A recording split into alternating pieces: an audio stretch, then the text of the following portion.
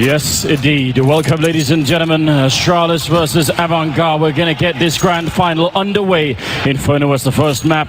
Astralis is going to be starting on the T side, and also Avangar on the CT side. And best of 3 game coming up. Moses, now the game is live! Astralis sending 3 players into Banana, and there's 3 defenders here as well. Buster far back in support, and Astralis. A typical boost to look for aggression, nothing coming quite yet, and a stalemate early on. Neither of these teams want to make that first mistake in these grand finals. Just ready and waiting. K-Kurt and Adren trying to find their timing. Pop flash over. K-Kurt's going to get the first to the CZ. It's got nothing. Avangar has nothing, and Astralis is cracked open towards this B-bomb site.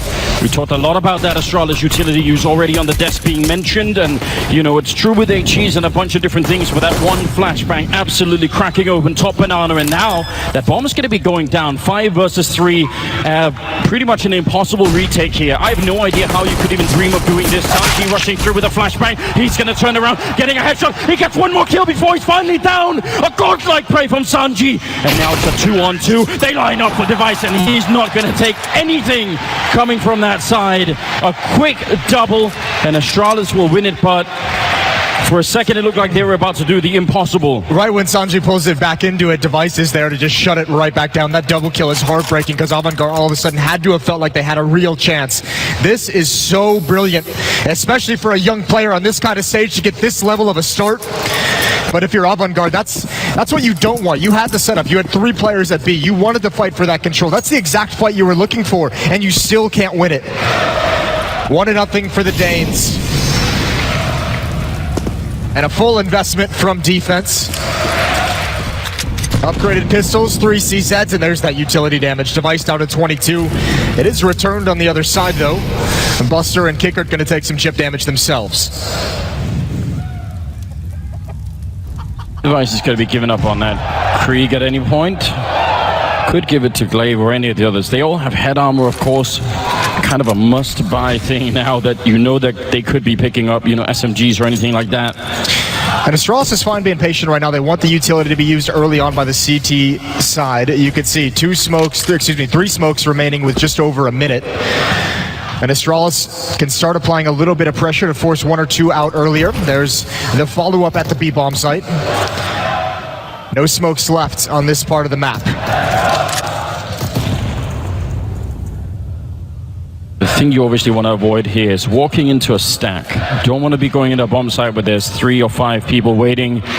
Better to try and spend a bit of time and sort of feel it out. And I think that's what Magisk is doing right now.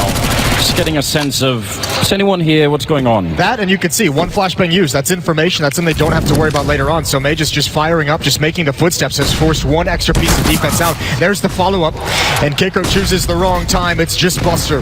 P250, but Astralis still not committed. 18 seconds left. With just the sole defender now gone, the rest of Avangar has to save. When the first target you have to fight with a weapon like that is jumping, it's generally quite hard to do anything, because even if you were really quick and you managed to adjust and sort of get the headshot mid-air, it doesn't matter, because he's already so far sort of out in that angle that there are just going to be more people coming in behind. So if you're the first guy into a bomb site like that, and you generally, if you can get that jump timing right, that can be a pretty powerful setup. Ooh, Sanji though actually making a lot of money. Remember the kill reward for that SMG is $600, unlike the pistols, you're down to 300. So that's a huge difference. Him just picking up a lot of money in the bank, and everything matters. Most especially when you're playing on the CT side of Inferno, where you need smokes, molotovs, all those expensive grenades to block off all the choke points. It's a huge part of the meta game right now. And that's going to be such a big factor. Avangar is going to have to do a better job of holding their nerve once the guns come out, once the gun rounds get underway. You could see those pop flashes from the CT spawn choke point. Those are too early. It's just 1 player challenging and making noise. You need to hold them for a little bit longer, and obviously that is a very tough thing to do against Astralis. Could even be that Sanji, with that kind of a bank, he could drop the ult for Jame earlier than maybe they would have normally been able to. So that's a choice that they have to make. Do they want the early sniper rifle, or do they want all the grenades, basically? I think that could be a choice that they'll have to make in a couple of rounds, or in the next round, really. They still have a lot to fight with here, so Astralis have to be careful. 3 armors, and Sanji's at it again. He's making money all the time. Well, he's just playing like a god to start this out. 6 kills already and 1 death. What a performance and what a shutdown of Dupree. Glaive is going to swap out for the AK-47, and Astralis might be forced to at least look towards Banana. Glaive and Device going to attend to that. You have to see if there's any kind of aggressive defense and force it back if it's there. But a 5-on-4 and a chance for Avangar in the third round to win one that they probably didn't have a chance of, or probably shouldn't have won.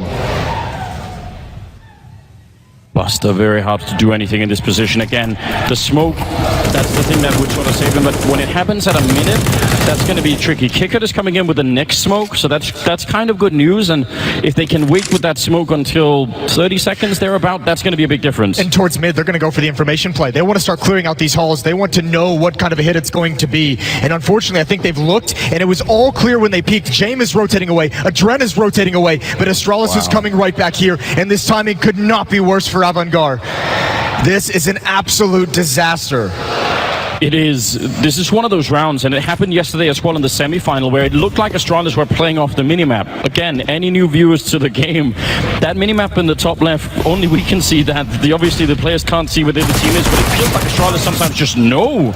They make the perfect call at the perfect time. You're absolutely right. Avangar, they even did their due diligence. They went and saw, there's nobody here in second mid. Yep. We should be all right. Let's try and move for it. Kick picked off in library. That's a great call in the middle of the round. I wouldn't even be upset if Avangar went for this, if for no other reason just to get 1 or 2 more kills, start limiting the money, take something away. Maybe you get lucky, but especially with the bomb blowing up, you have them trapped at the bomb site. So multiple players are likely going to head towards pit at the end of this round for safety. Yeah, and maybe that's what they're setting up for. At least Buster up there, he's got the UMP. When the bomb goes up, if you do a good enough amount of damage, they're actually going to exit the other way. They're not going into the pit corner instead. I think that's what they were thinking about. So now, even as the round is over, they're still making good calls on Astralis. That's another good read. All the details matter here. They remember the Doja nade. Yeah. They don't want to mess with that. Don't want any of it. 3-0 for Astralis. But here come the weapons, and as you mentioned, the discussion of whether the op would come out this early due to the bonus money from Sanji is also going to allow James to have a whole ton of utility. So this is actually a very, very strong buy for them in just the 4th round. And honestly, given how James has been playing in this game, why would you not give him that? What a priority. Put that in his hand as much as possible. Such an outrageous player right now. Magisk peeking that corner. He's going to be quick about it, but Kicker on the other side. Very strong on that defense. They did take a lot of damage, but that's a 1 fight.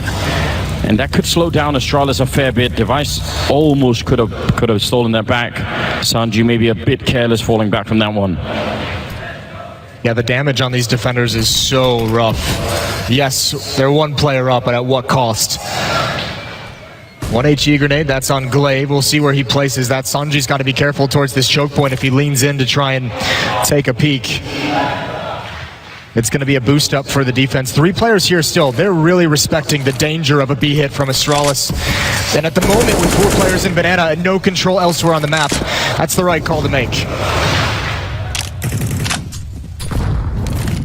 Having 2 people like that towards CT spawn, I wonder why they don't boost one of them up, because, yeah, they do a little bit of time.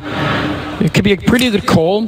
They don't have any more HEs on the Astralis side, so he shouldn't be grenaded out of there, and with only 20 health, if he can get a kill before he goes down, that's pretty big. They're not going to be swapping back. They're going to be running for it here. Great counter Molotov coming out. He's up there and he does get the kill. Buster with one in return.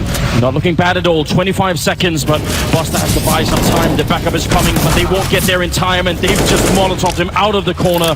Heads up play from Astralis. Don't try and take the battle. And now James overstepping the line a bit too much, a bit careless. He could have been dead already. Maybe should have been. Dupree, instant headshot on Adren. And now James. They needed to be 2 to do this. Now, I would say saving the orb, even though it's painful, you should do it. Especially with the low HP. Yeah. He's got to back off. Again, Avangar have the perfect defense they could have asked for. 3 players at that B bomb site, and still they can't hold on to it. 3 players here the whole time as well. It wasn't even a question.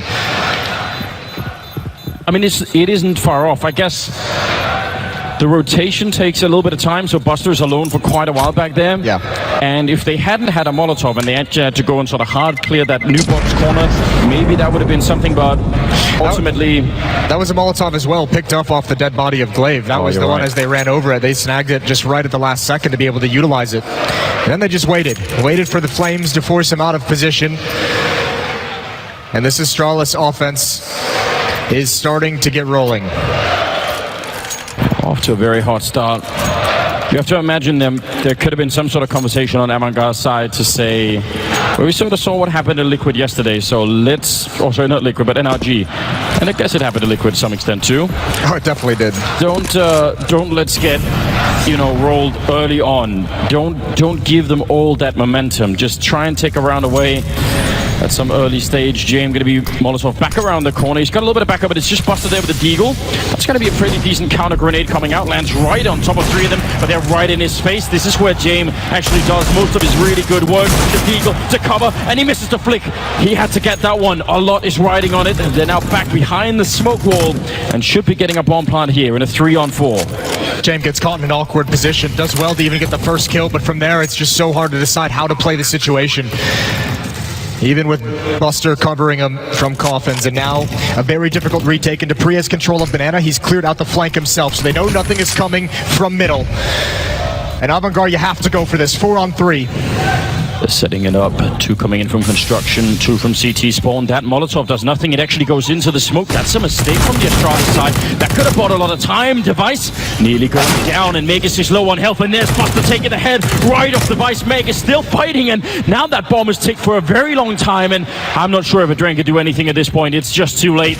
Maybe a couple of exit kills here, but Astralis will find a way to pick up a 5th round. Magus with the triple, and Astralis, a couple of bullets away from losing that round, I think. They've had Avangar, despite losing all these rounds, they've actually, managed to hold on to that B bomb site pretty well with the initial defense. Those retakes are going to be so tough. That's one of the areas Astralis has always been strong in. Their man-up situations and hanging on to the post plants. That's where Avangar is going to have to find something special. 5-0, but a double up setup now for the defense. You have to imagine they're going to want one in Banana, one towards that A bomb site. They need to find picks to alleviate some of this. James, does he want to go for a peek in alt mid? And indeed he does, but backs away, chooses a different option at the last second. We do enjoy the craziness, but running down alt mid that late in the round, that's definitely crazy. Look at this fast execute coming around the corner. They must have called it out. Is there going to be a flashbang or anything, or is James just going to slow peek it? Had a big chance there, but now if he repeats it, it's dangerous. You don't know how many people are going to be waiting on that corner, and they're going to back it off Astralis. These are the risks that Astralis is going to be able to punish as this game goes on. Look at this. James trying to get his team back into it, trying to make it happen, and he's going to get punished. Sanjay here with the SMG. He's been so good with it. He's got the first, and it needs more. A dink is not enough, and Adren starts to feel lonely in pit. He has got no kills so far in the game. Now would be the time to really step it up. Playing in pit's a powerful position, but you need somebody else there to help you out. There's a good start, taking down Magus. 50 seconds on the clock. Dupree now next in line, but look at double teaming here. Adren, oh my god, he got that headshot on Dupree. He nearly did it. That would have been everything. Now Buster has a very tough choice to make, and I don't even know if you can dream of doing this. He's thinking about it, but these bomb sites on Inferno are so difficult to retake, especially going over to this A bomb site when you have so much ground to cover. You add on top of that, there's no kit on Buster. He doesn't have a smoke to just drop it on the bomb and go for something desperate. So he's got to keep this off in his hands as they have that full losing bonus. So that's a weapon they must have in the next round. But this is going to be so tough. These situations from here on out, Avangar in the back of their mind eventually is going to say, we can't go for these saves. We have to actually try and go for it because the situation is going to start getting way too desperate very quickly.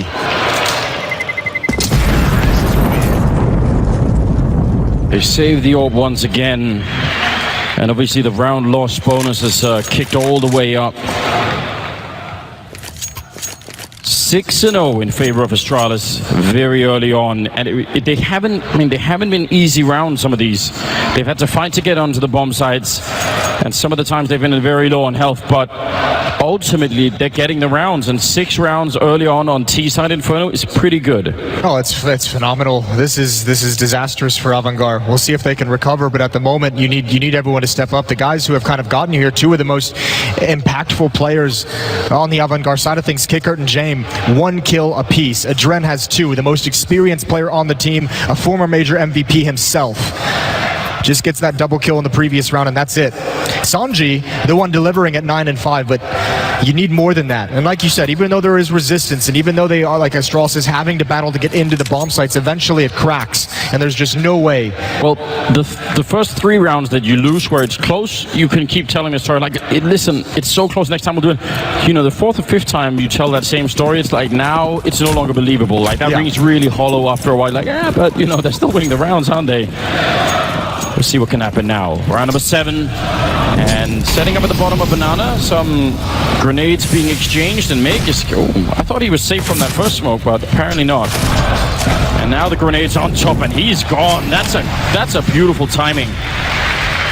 I'm surprised he didn't just hop out as soon as he put the Molotov away. He took a lot of damage from the flames there. Good double nade. Avangar needed that start. They need this man-up situation. 3 players towards the A bomb site for the moment, but James is going to be mobile. He can either switch spots with someone to post up in AWP. And look how far back on the map Astralis is for the moment. They're expecting that Avangar is going to try and switch things up, try and get a little bit cheesy. Maybe a push in alt mid, maybe a push through halls. They are waiting for that kind of a play at the moment. This is dangerous because we could have almost a replay of the same scenario where if Sanji doesn't live, Adren is alone in pit again. And strong as a position that is, it isn't when they're coming in from every angle and they're wrapping around, at least thinking about it. Device is now checking top banana, making sure no one's really there, but James is, and he's going to be taking a fair bit of damage. This is such great map control for Astralis. Oh, kick it with the wide peak. That is a nice shot, and that's going to force Astralis' hands. Towards the A bomb site we go. Sanji in the corner. It's a Dren to hold on. Molotov coming in. He does have a smoke. He doesn't use it. He peeks first and he eats the nade. Nice combo. The 1-2 punch from Glaive, and it's just Sanji. He's been stellar, but how much can he do? There's the first kill, and trying to lure them into the bomb site, and he can't get anything else. 2 players alive for Astralis, and Buster needs to back away. His teammates are here, and another retake in store for Avangar, and it's one they must have. Yeah, there's no doubt about it. This is a must-win round. They're going to be boosting over. It's a good idea, but they sort of mess it up a little bit. And now that position gets re-smoked. This is very rough indeed. Are they going to try and wrap around the other way?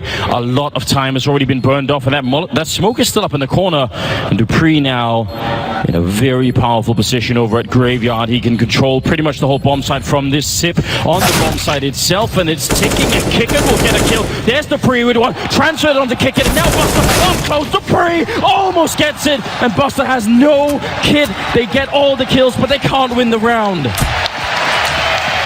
That's so heartbreaking. That one stinks worse, and he dies to the bomb explosion. No AWP saved, and Astralis just running up the score at this point. What a great performance, great positioning change for Dupree. Not only does it help him get the double kill, but the fact that it buys so much time. Look at how he has to commit to hunting down Dupree. He cannot, that extra second it takes, he can't get to the bomb in time. It's just getting worse. And I think Avangar knows it. Now you see them buying up everything they possibly can. 3 SMGs on the board for this defensive side. They're so close all the time. Down to 2v2s. Almost retaking those bomb sites, but not making it. And as you said, that AWP gets lost towards the end. Oh, this is very rough, isn't it? I mean, look at the money on the Astralis side. They're 7-0, and none of them have over 2,250 on Magisk. That in itself tells almost the entire story here. Well, that's a good opening. Yeah, but this is where it's going to get really, really sketchy for Avangar, because this is where you start to feel, especially as younger players, that you need to be the one to do something to get your team back in the game. This is where some of the teamwork kind of falls out of the back of your mind. You're not calling for flashbangs. You're not, setting up crossfires. You're trying to make some heroic effort to get your team sparked up, and that's when it can just collapse, because we know Astralis just does not make a whole lot of mistakes. And they will punish yours. Ooh. And Dupree is being ruthless. He wants to take everything out of the hands. of Avangar. It's going to start with Sanji. Yeah, just spotting him earlier, so well aware. 8-0. I mean, if you combine this with how they got started against NRG yesterday, these are some of the most devastating early runs we've seen. And NRG were actually able to sort of, you know, they were able to start to run it back a bit. They made it look competitive. It was just too late. And we need to see something similar out of Avangar, where they can actually start to convert some of these rounds, build really anything here in the first half. 8 rounds for the beginning. I say at this point, you have another round. James is going to have the AWP, and I think you just tell him, do whatever you want. Like, if you want to push alt mid, if you want to take a peek through window, try and get him started, try and get him fired up. Yeah. You have nothing to lose at this point. Your defenses haven't worked. You've had 3 players at the B bomb site and still lost, so you've been able to make rotations day, haven't been able to retake. Get James involved with that AWP very early on. Running inside the smoke, that looked like a lineup, that looked like it should have been a double. They were all hugged up against the wall, but now instead Device is right on top of him, and that is not a fair fight. Once you lose that first no-scope, there's nothing left. Well, I wasn't looking for anything that crazy. That seemed a bit over-eager from James, but you can understand why he's trying it. As we just talked about. Again, pressure towards the B-bomb site. Just 2 players, but enough to make the defense feel nervous, especially with a man down. I think at this point, with the weaponry, with the utility that Avangar has, you can almost... The only option is really to gamble into a bomb site. Even that might not fool Astralis. With 1 minute, they're certainly going to go investigating as Avangar makes that call to gamble at the A site. And Astralis are just checking out apartments, saying, is anyone here? Can they know where we are? Well, that flashbang will probably tell them that someone was just sort of looking middle, that maybe they even heard the steps. So right now they're just scouting for information, Astralis. Figuring out what Avangar can know and can't know. Starting to fall back a little bit. At B-bomb side almost entirely undefended.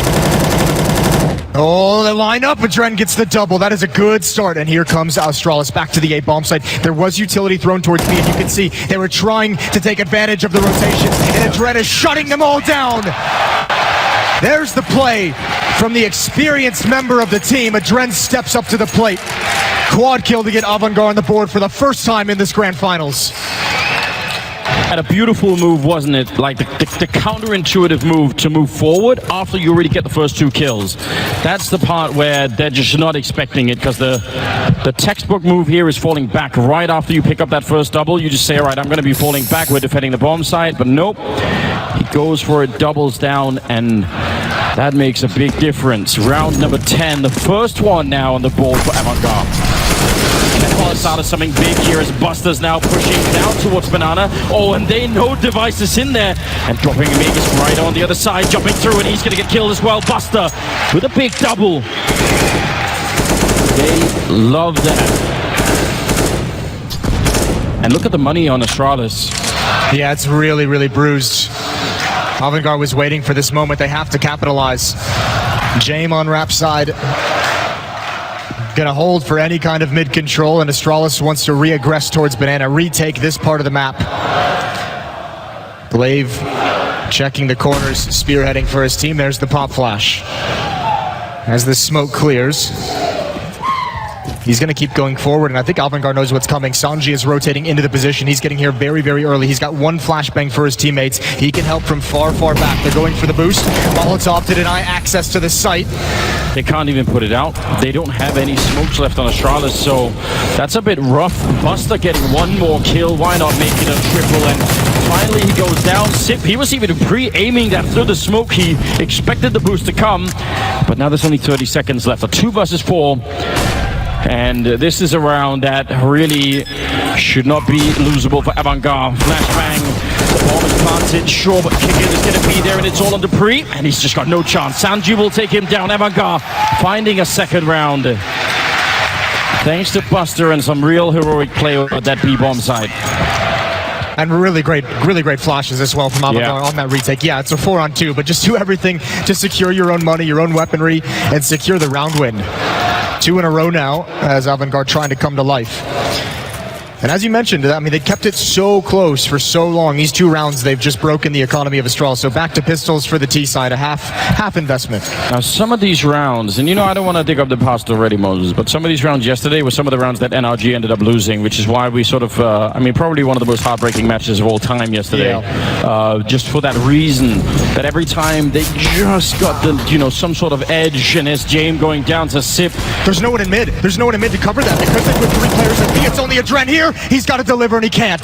Just the 1 kill, and now Magis steps up and he's going to go for more. He can actually cut off the rotations entirely. There's nobody on A. How can this be?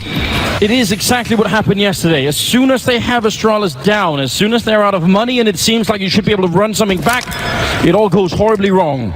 I mean, you have to assume. I love that call from Astralis because in my head, I'm just assuming that Astralis, we know how well they prep and how well they're able to read different ways to counter their opponents. And they've talked about it in interviews through each stage of these playoffs. The way they did it to Liquid with the Vertigo pick, the way they did it to NRG on Overpass. Now here, they had to have spotted it, throughout this stage that Avangar likes to play 3 players at the B bomb site. They had to have seen it themselves. And they've been waiting for the right moment to hit up mid very, very quickly. And what better time than when you have Deagles, when you have deficient weaponry, catch them off guard.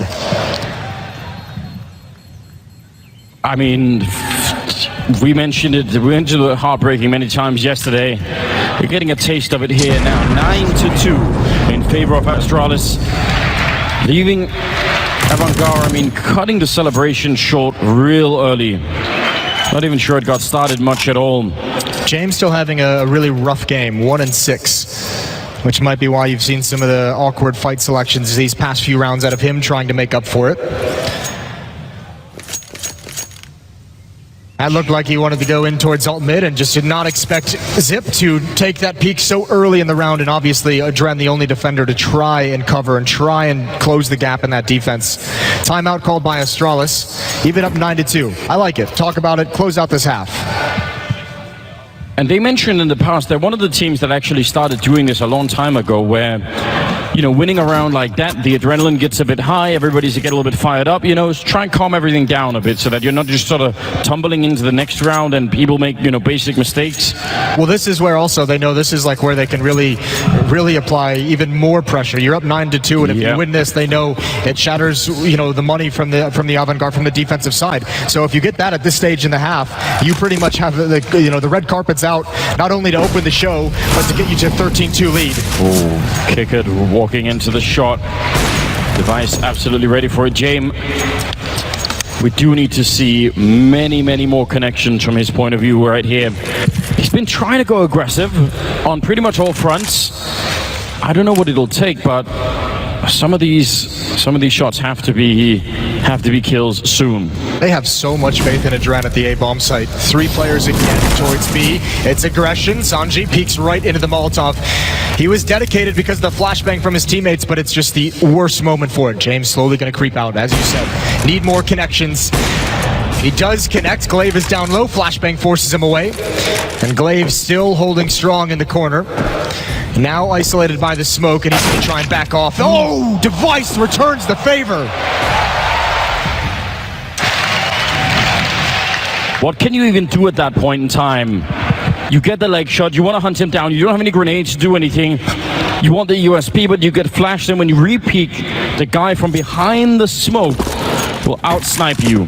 And now Glaive is checking the bomb site, and he's making a bit of noise. Is he going to realize he's got no health left? He's saying, listen, he knows now. He'll take the sacrifice. He'll take the death. They can just run back. Yep. Free B bomb site. So Astralis have done it again. They find the right play. And it's going to be a free round. It's going to be a free 10th. Adren and Buster cannot even try for this. And actually, if you're Astralis, you're going to go on the hunt as well. You've got 2 players positioned outside of the A bomb site, so you know they haven't pushed forward to the offensive side of the map. And you can slowly encroach through CT spawn and have them cornered. And you've got plenty of time to ruthlessly take these weapons away.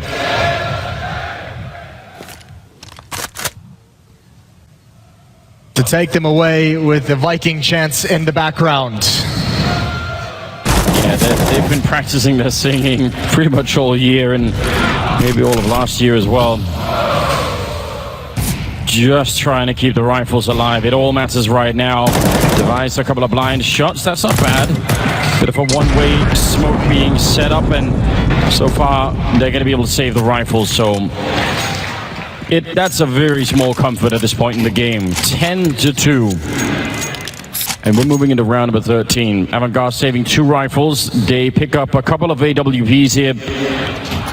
I don't know. Even if they get 10-5 right now, I mean, it's still below minimum, isn't it? Right, it's still in the dangerous area where it just doesn't feel. I think more than even the scoreline, it's just kind of the way these rounds are playing out. Astralis with all the right decisions, and just as we saw, they were so sketchy through the legend stage. And once we've gotten to the champion stage, these top 8 playoffs, the quarterfinals and on, when they played Liquid and then NRG, it's the Astralis that you just can't beat. And I have to imagine if you're Avangar, you probably don't say it in the chat, but you feel it as one of those players. You just say, they are a step ahead of us. We have no standing in this game. We have no read. And obviously, on an individual level, not feeling the flow very well. I just think it's the shocking, because I'm sure they must have been watching that NRG game thinking, well, guys, if we're in this position, like, you know, here are all some solutions, here's what we can do. But then when you feel it, and it's on you suddenly, that colossal weight of this team, and you just can't stop it. Nothing works, and everything is a struggle. Adren going to be pushing down. This is some creative play, and he's going to be taking up the device, turning around. He's out of bullets, or he probably would have had that kill on Sip as well. But this is great. Now they should be able to draw back a little bit. They've got the 4 versus 3. Maybe they can actually win this round. Zip going to start backing away slowly. It's Banana where Astralis attacks next. Great pop flash. Buster going to stick around. He's got to be careful. He's got his teammate here, keeping space between the ult. Molotov to cut off the retreat. They got to fight in it, but another great kill from Kicker. And it's Zip all alone, 1 versus 4. He's good, Anders. He's great in clutches. This one would be a masterclass. Yeah, this would probably be, even by his standards, this would be outrageous. And with the grenade on top, he's also sandwiched in. There is, I mean, in these kind of situations, I think some of the Sip clutches aren't like this, but in this one, you actually need the enemy team to make some pretty colossal mistakes too. They have to give you a way in, like somebody has to go and fight you a bit early, or you get the first kill and everyone just piles on top of you, and then you have, you know, a chance. But they're doing the perfect thing right now, saying you have to turn up at some point and put the bomb down. We're gonna wait for that. And there it is. Buster will drop him. Very good stuff. A bit of team damage at the end. A little bit of panic maybe. 10-3 scoreline as Avangar will find another round. And that'll put the Avangar fans on their feet. Not giving up. I like that. Yeah, I mean, this has been just such a what an incredible run it has been for Avangar to even get to this point. So obviously the fans are just loving. Yeah. That whole section just loving the fact here on the grand final stage. But you see it right there. I mean, we've seen it in Sanji in this game already, but Adren, the quality of play is so high when they can just get the space for it. But Astralis is just taking it away, and now the grenades on top. Device will take 2 and kick it there to save the day. That would, I mean, it still could be, but that was about to be another absolutely heartbreaking scenario as Astralis nearly steal the round. What a combination, and that was almost just so deadly. Taking out both of his teammates, and the MAC-10 actually getting aggressive could have been overwhelming. 3-on-3, Dupree far back looking for pushes in ult mid. Weapons being upgraded. And Kickert's going to be blocked off by the smoke, and I think Astralis is going to keep this one simple. They might just march in with this, go for a contact play. Here are the flashes to allow Magis to have some kind of an advantage, and they're going to find the empty B bomb site. Yeah, but the question is, Kickert, if he puts up that Molotov, can he push them out into a position where he can take them down through the smoke on the other side? He's waiting right now. Molotov, grenade on top. That's pretty good. That's going to slow down. Sip, but he burns alive. And the follow-up grenade. A genius play coming out from Avangar. That's what they needed. And now the boost on top. But Magisk is there to read it. And it almost falls apart. Now, Adren is being called in as well. Another Molotov. They have one more and an HE on Adren. So they can keep playing this game for a short while. 20 seconds. And no bomb plant has happened yet. They just haven't been able to. James trying to get the shot through. Magisk getting another headshot with the Krieg, and now the bomb is finally planted. And Adren, what can you do? He's there for another headshot. He's taking every single one down. Just the same angle over and over again. And laughing while he does it. James took a shot into the box and May just saw his opportunity. He said, you have to reload. You have to spend that 1 second not looking in this direction, and he's going to have the angle for James when he re-peaks. That is beautiful work from Aegis. Even finding the boost over. Avangar, they do something so well, and they just cannot maintain that player lead. It's the next step. It's that boost up. Astralis being patient and waiting for the next step from Avangar. Ooh, I like this. James, he sees the shoulder but doesn't get a clean shot. That's run boosting for an AWP peak in the middle in a major grand finals. You have to appreciate that. And that as well. Grenade on Meg. It's not the first time he's been blown up. Look at Glaive. Glaive, this is unbelievable. He has just pushed all the way up mid and he's wrapping around. Oh no. And you have to imagine again, this is the read that Glaive as the in-game leader makes. He knows they like to play 3 players. He knows this defense on A can be weak and it can lose track of this, and Adrenaline unfortunately is going to be in the losing end of this play. Dren caught, bit of danger, but now, what do they do at B? They have to push out, because otherwise they're going to get shot in the back, and as they do, waiting for them out there, Device to take a kill. Now they realize the A bomb site is completely open. Kick at the last one left. They leave a smoke just so we can't chase them down. Everything is just so well timed and planned out for this Astralis team, including Dupree being dead. That's a 12-3 scoreline at the end of the first half here on Inferno. I just can't believe it. Oh, this is ruthless. This is what the desk talked about. Such a disparity. One of the best teams in the world performing at this level against the Cinderella story. Heading to a break for halftime, and when we return, we're going to switch sides and finish up map 1.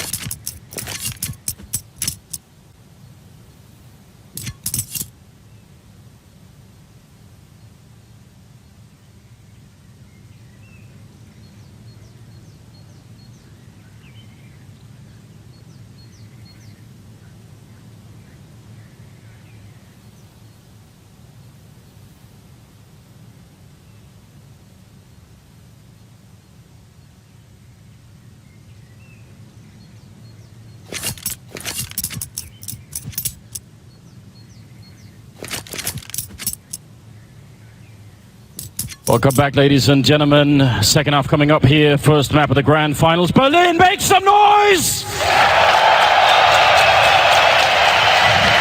This is going to be, well, an impossible task for Avangar. Trying to run it back from a 12-3 first half score. Astralis, even when they were down, even when they were broke and they had their, well, a chance maybe to get back in the game, Avangar, there was no stopping Astralis.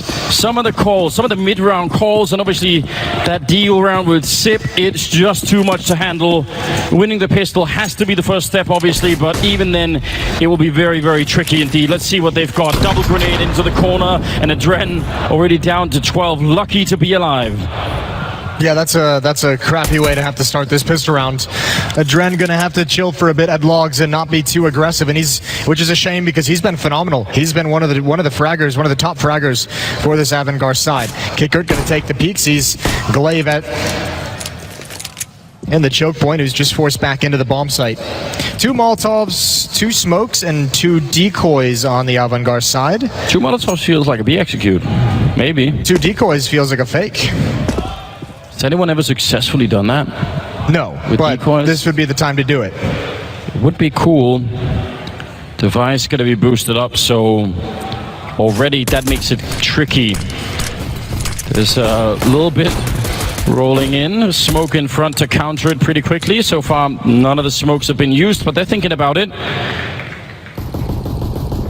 What does Astralis say at this point when they're hearing the decoy? Thinking, what's going on? Yeah, I'm not entirely sure. I guess they're hoping Avangar that it would force some kind of rotation, but Astralis has kept 3 players here and 2 players at the A bomb site. They're just so confident it's going to be a hit towards this site, and they're correct.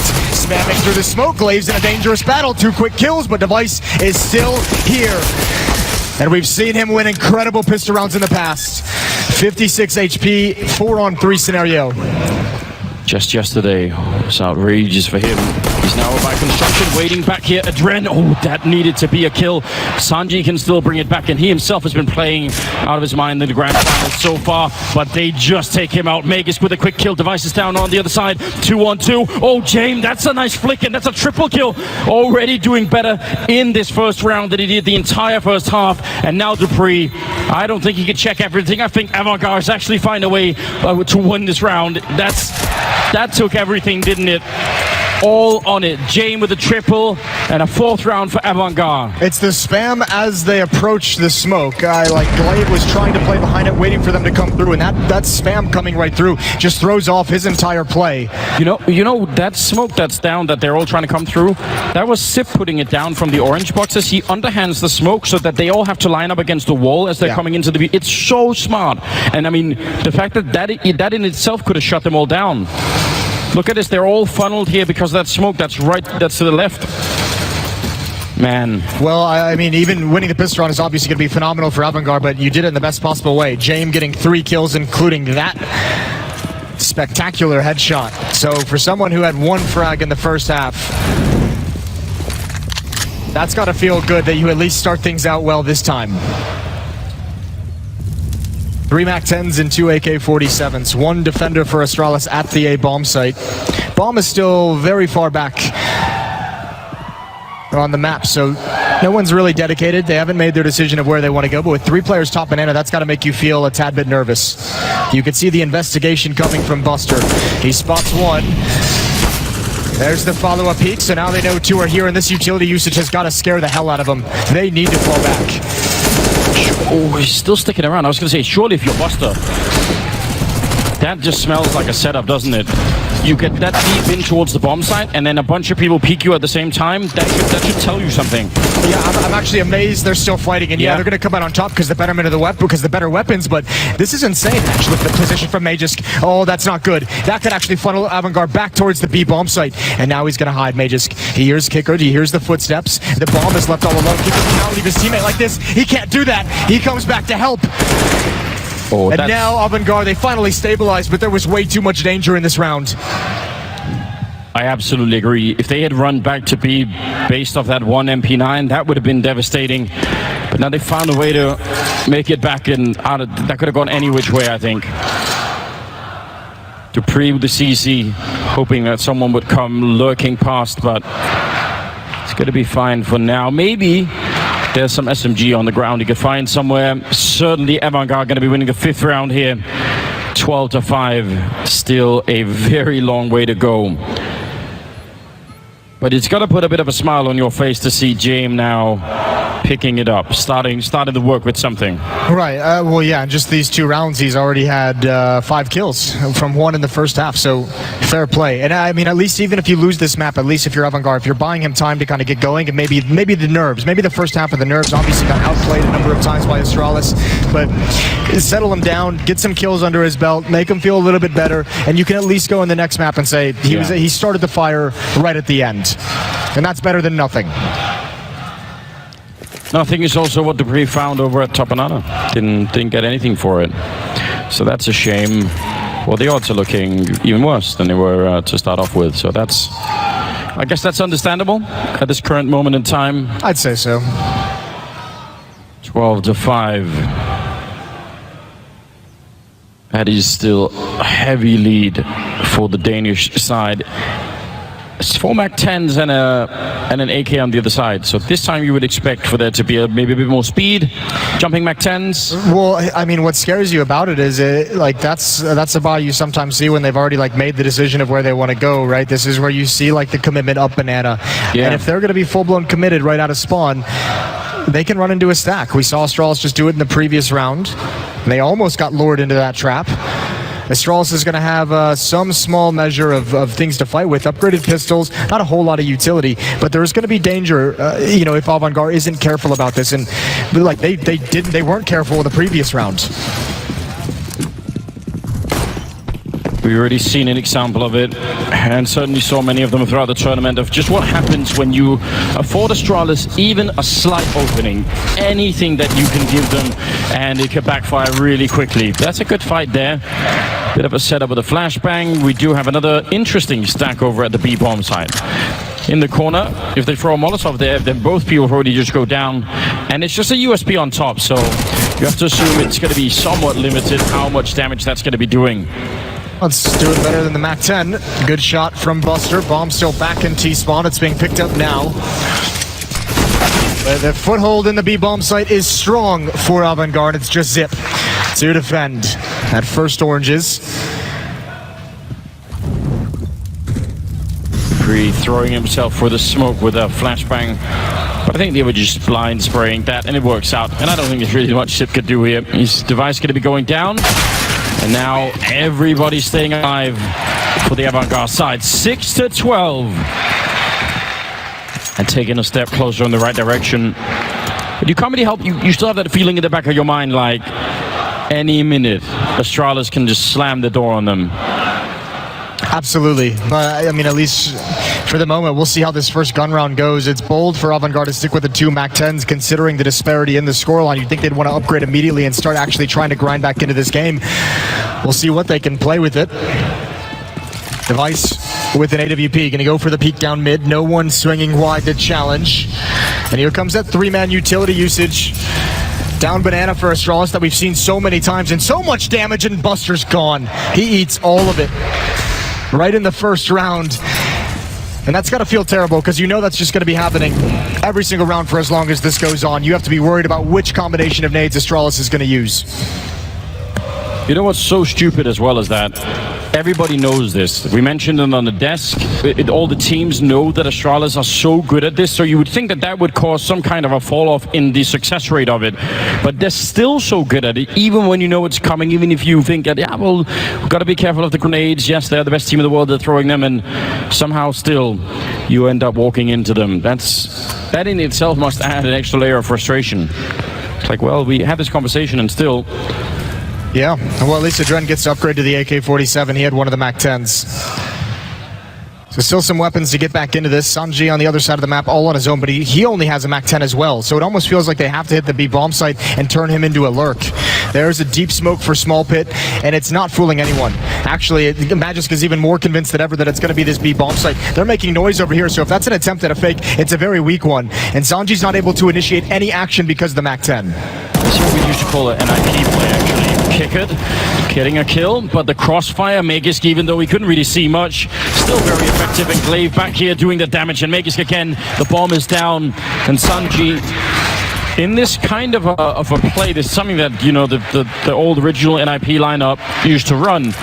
You're playing over a boiler with just one person, and when you start making noise at B, if they rotate people out, that person can either get them in mid-rotation, or you can just sneak up behind them as they're getting through CT spawn. So there's a bunch of ways in which, yeah, well, this is a real throwback, isn't it? That's a thing of beauty. Almost brings a tear to my eyes, Moses. It definitely brings a tear to my eyes. That's a gorgeous-looking map. Yeah, it truly is. Another timeout. I mean, the problem is they're throwing that fake. There's no one there to actually initiate the fake, and they're making noise at top B, so they're actually giving up the fact that that's where they're going to attack. Yeah. And not only that, but if you're leaving a player in boiler when you have a 4-on-5, you're actually reducing the number of people you have to take the bomb site itself and stop cold. So 13-6, another timeout taken, another timeout ticking away. There's no more money for the offensive side if they lose this. Avangar is desperate.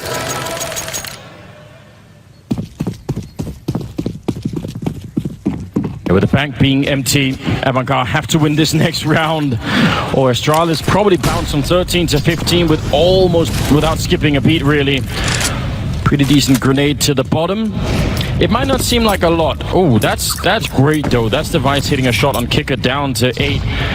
But just again, for any new viewers, even the 13 or 15 damage done there is the difference when you're fighting AK versus M4 that evens out that fight. So a single headshot will do the damage, and all the M4s essentially become AKs at that point in time. Well, I mean, I just think it's fascinating how far back on the map that Avangar is starting out these T sides after getting blown up by the nades. They just don't want anything to do with it. They don't want to mess with it in any way. Now they've been tagged by the AWP, so James has to give over the op. Kick it low. Flashbang at that corner. Glaive waiting for it. He hears the grenade. He knows that was their initiation to top banana. Look at the way he's holding his nade, even with him being the only defender at that bomb site. He's not scared whatsoever. Looked like Device could have got caught then. The texture in the background there almost sort of masking the model, but it didn't.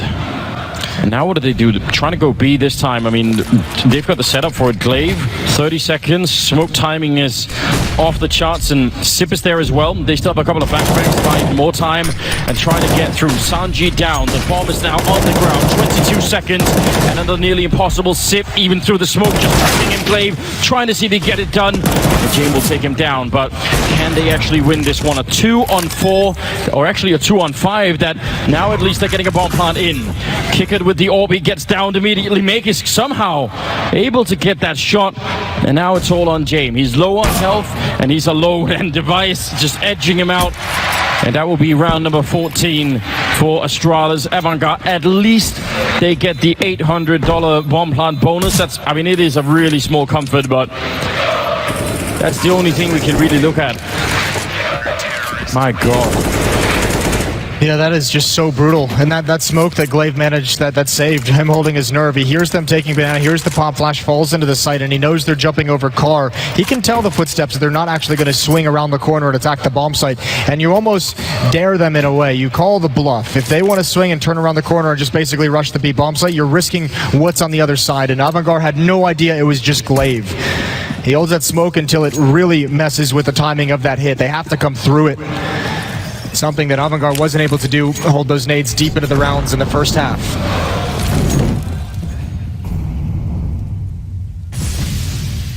Look how far back they are again. Buster and James not even messing with that main ramp. I mean, James has the op trying to find a pick, but even Kicker not turning the corner towards Banana whatsoever until just now, until he knows the nades have been used.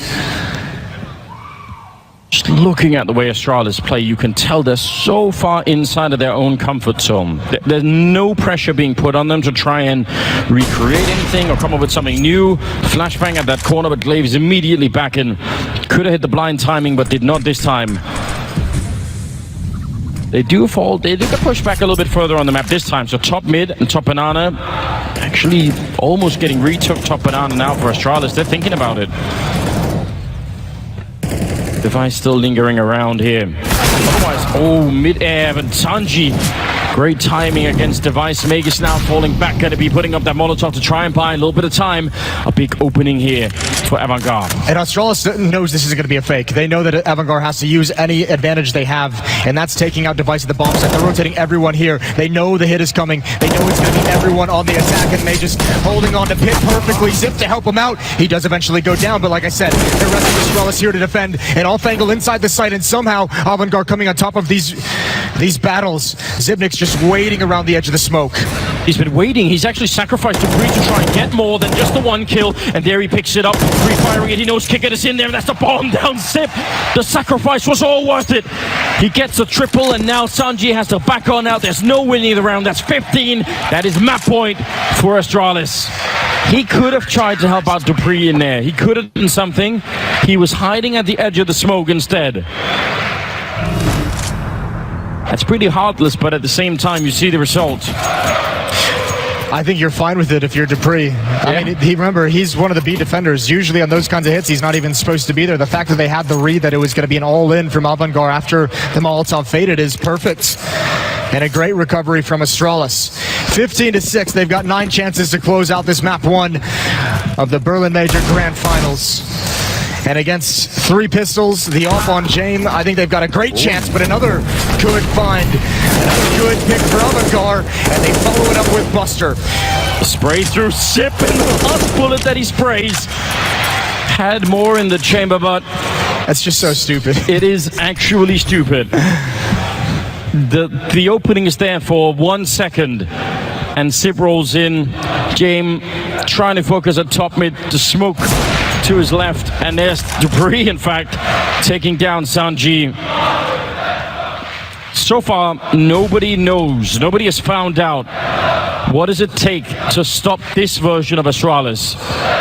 And it's not like they haven't tried. I mean, a lot has been thrown at them, even in this Inferno game, and none of it can be replicated. Whatever you find in one round, you can't do it in the next. Dupree walking in, and he wins the fight against the Dren. And now Kickert, he goes down to Sip, and that's 16 rounds to the 6 of Avangar, and Astralis winning the first map here at the major finals. That's a brutal one. Very comprehensive in Avangar. I mean, again, we mentioned it when this began. You cannot start in an 8-0 hole against Astralis. You are not going to come back in that fashion. Starting on the harder side as well. So Astralis, I mean, you have to say one thing. Nothing super surprising has happened. Astralis have won their map pick. Now we get it.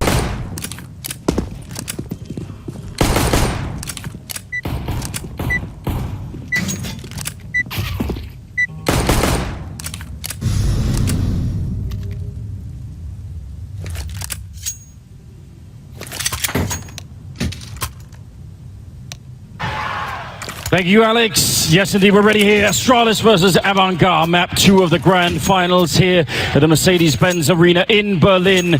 Jason, how do you feel about this upcoming game? It's going to be wild and dusty. Surely we could see Avangar do better. You need Sanji to come alive the way he started out on Inferno. You need James to be really impactful. I'm just so worried that Astralis again is going to be a step ahead, and that is an unbelievable shot to start this pistol round. James already pretty much out of the fight. And just as a reminder, isn't it? I mean, maybe good to have an early one in the game. Any little inch that you give, they might just take it all. Dupree falling back from the middle. That smoke is effective, and that's why you throw it at that box there, to make sure no one can see what you're really doing up towards the catwalk part and the A-bomb side. But now they're out in the middle, and they're actually quite deep into the middle with a couple of flashbangs. There's the smoke for CT spawn. They're still thinking about it. I think they're faking this, and then they're going to probably try and crunch the A-bomb side, because look at over at long where Sanji is. Are they going to be successful? Device still waiting with the USB, looking to click. He's taking down one, back around the box. He's still got a couple of bullets left. Remember, we know he doesn't use many. There's one more kill, and the last one, he's finally going to have a chance to reload, and no! He does get the last one, a quick triple, and that will absolutely do it. James low from T-spawn because Glaive took him down to 13. I love the Device's just styling on this team at the moment. He is like actually going for almost cinematic plays. James trying to find anything. You can see Dupree not giving the chance for a headshot, just letting him know he's there, freezing him in place, and at some point James has to commit, and that's where Device falls him. A headshot again, overkill, and 4 frags for Device to start Dust 2. It does almost look like he's going for the cinematic version of it. Could have probably reloaded in the middle of that. Could have committed to a fight, waiting for the flashbang. It's everything he did in this round was just absolutely perfect. He's got 2 bullets left, and the last one is the one that he does it with. A single click to take James away. But in case you had forgot what things were like on Inferno, then, you know, we're right back into it. Yeah, that reminds you real quick. In case Avangar was getting cheeky, thinking that they'd have a chance here. Astralis trying to quickly shut that down, and that's the thing, if Astralis goes on another big win, it is like the psychological warfare, like, guys, stop trying, like, you can't handle us at the moment. Through the smoke, Glaive and a Dren facing off, yet to see each other. I mean, that's a hard feeling to shake, right? When once it's in your mind, that they're just so good. Yeah, once it creeps in, it takes a hold, and it is not an easy thing to get rid of. And in some ways, that feeling is actually responsible for a lot of what's happening inside of a Counter-Strike game. It isn't just... It's not that Avangar aren't mechanically good enough to be able to win some of these fights, but it all stacks up over time, and you just feel like it's too much. Sanji with a nice headshot, and the bomb has gone down, but a flank coming in from Dupree, and they have no ground with which to stand on. They're just completely out in the open, and you see the result right there. Astralis picking up a quick second round, but they get a kill on the bomb plant, and it could have been 2 more kills.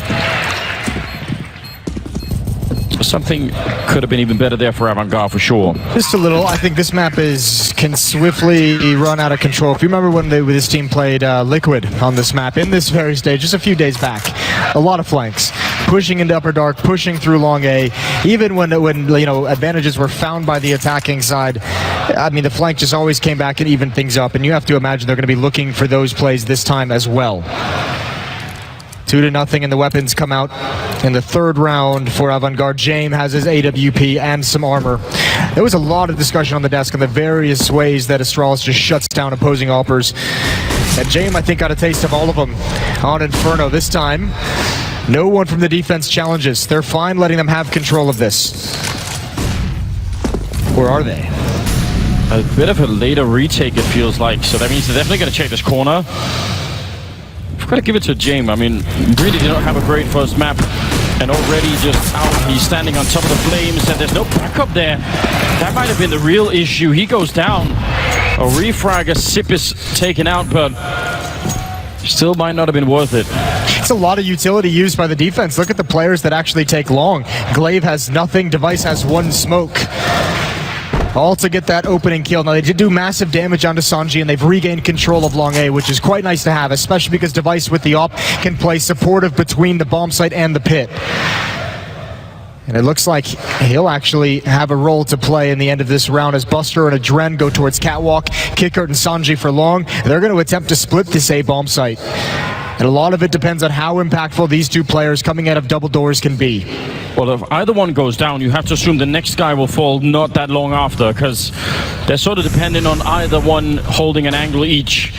30 seconds now, and they started to make it. Avangar, oh, that's perfect timing. Sanji, and you could see immediately Glaive fall out of long. He's looking for that headshot, but Adren will take him down, and this is beautiful. Immediate save call for Astralis. I'm amazed that just happened. I mean, great shots from Avangar, fair play, at least on Glaive.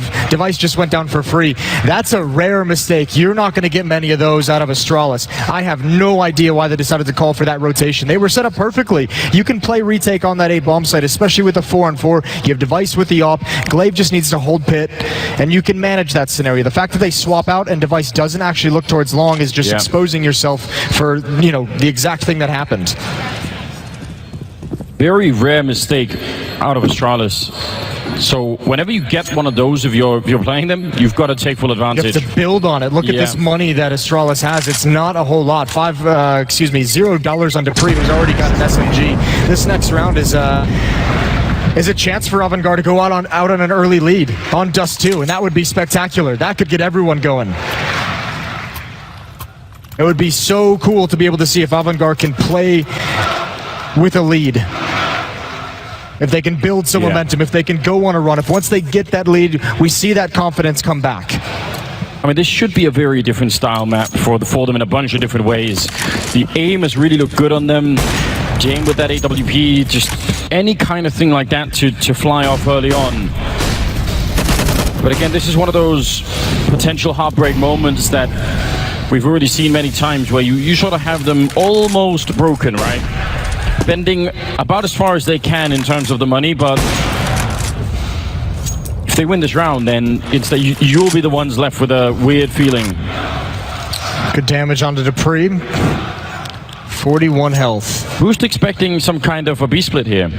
That's why Magisk is in that position. They're kind of meant to counter the smokes that go in there. Look over the smokes, and you can see Glaive as well long behind the double doors, and that could also turn into a very fast flank if there's any kind of mid to B split or heavy catwalk play. Doubled up in Goose is the rest of the A defenders. That in itself is a very cool trick, because if you take out, well, they're going to sort of abandon it now, but if you take out one person in that position and you go to plant the bomb and you don't check for the second guy, and I mean, especially if there's low time, that'll be really rough. They're back into it again. if you look at the timer right now, that's the thing you should be worried about. If it goes below 20 seconds and they're still in that double position, and Avangar go to plant on the default plant now, they're in trouble. That's going to be trouble. Well, Adren also just used a smoke. Panic used it onto the Molotov. Didn't want to get forced into the open of any kind of aggressive play from the defense here, so that's one smoke they won't have for this take. Here come the two, so they can cross over to the corner. Molotov out. That's going to slow things down even further, and Device is going to commit to that next battle. He needs to be a little bit aggressive so that he lets himself die before they actually check the corner. Adren gonna go and look for it now. They're both weirdly hiding inside of the smoke. And there's Device. One good kill, but are they gonna misread this? 12 seconds left. Sip lining himself up in the corner, and that's the trap they planted all along, and now they're almost out of time. 5 seconds. They go for the bomb plant. Magus coming up with a kill. The bomb will go down in the last possible second as Magus picks up a double, and he's not defusing yet. Instead, putting up a bit of a smoke kicker. He's got the right idea and lines it up for a headshot right for the smoke. Magus is gone, and now Glaive on the other side. Kicker, you have to win this. No, but he can't. Glaive will take him down, and they will have enough time for the defuse. Oh, I mean, again, you see, it takes everything. And Astralis, they had that read, 30 seconds in advance. Yeah, I mean, that was the thing. I was actually surprised as well. Device took a long time to commit to those fight, but it does work perfectly. Now, if you're Avangar, you're not out of it just yet, and I imagine this is going to be their timeout. You still have some fight. The plant is going to help with an extra $800. Not everyone is flush with cash, but you have to know. You lose a round where Astralis only survives with one player. Economy is still going to be on the ropes for that defense. You have to buy into this. This is your best chance to get a good start into this second map to stay alive in the major. And actually an Astralis timeout.